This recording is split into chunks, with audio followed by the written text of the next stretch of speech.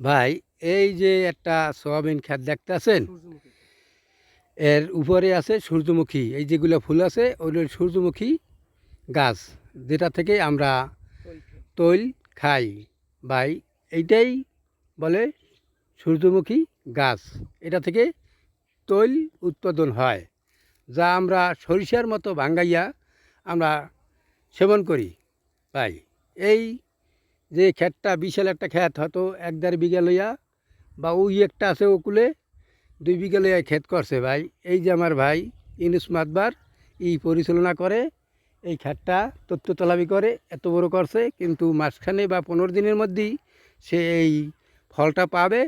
হয়তো মাথা কেটে নিয়ে সরিষার মতো লবে, লইয়া আবার সরিষার মতোই এবার ভাঙ্গাবে।